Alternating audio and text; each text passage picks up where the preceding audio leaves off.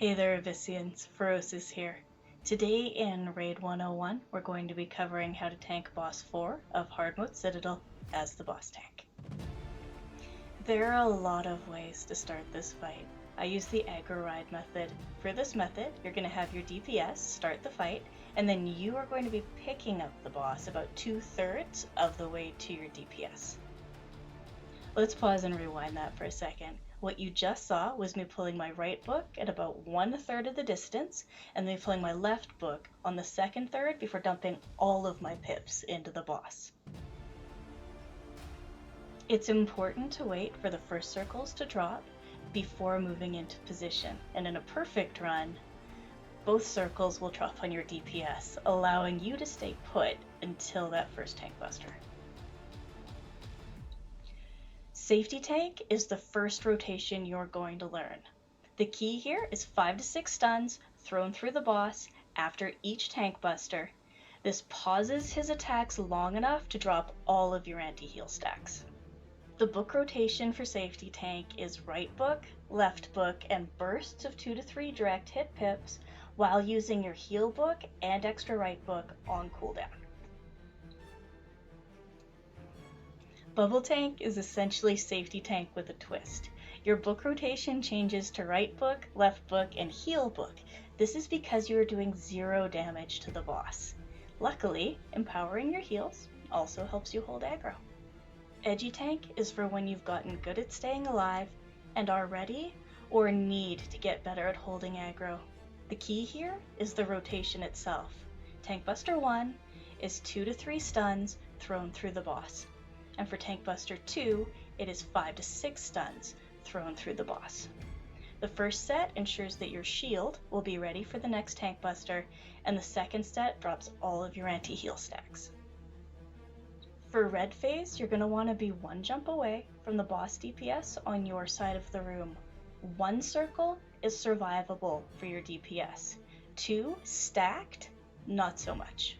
No matter where you are on open, you need to make sure you get in front of those orbs immediately. It is possible and likely that you will be the only person in place when those first orbs hit. An easy orb rotation is you take 2 balls per line and they take 1.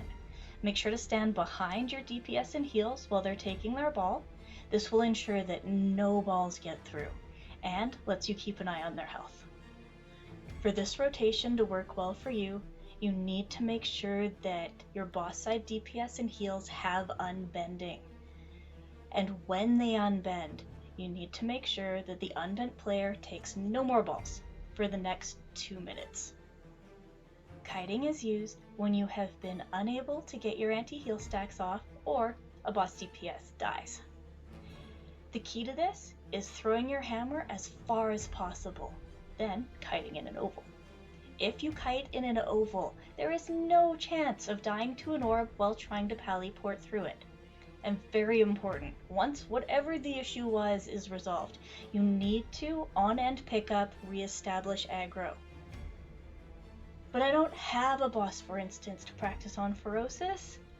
Well, I have good news for you. You can learn almost everything you need to know on Boss 1. And you should be practicing on Boss 1 anyways while you're getting the rotations down. Why? Because he is skinny and fast. This makes him more difficult to hit than Boss 4 and harder to kite than Boss 4. And on the plus side, he's flexible. You can solo him alone, or you can bring along friends for company and heals.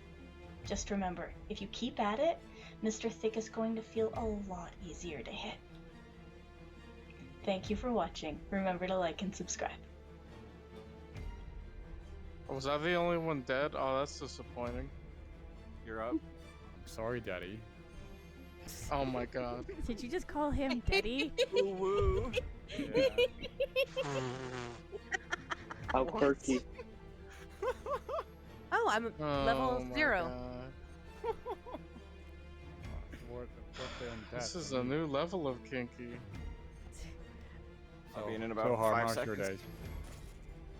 I don't know, Sky. I kind of don't want you to talk to me right now. Well, before I'm I'm recording.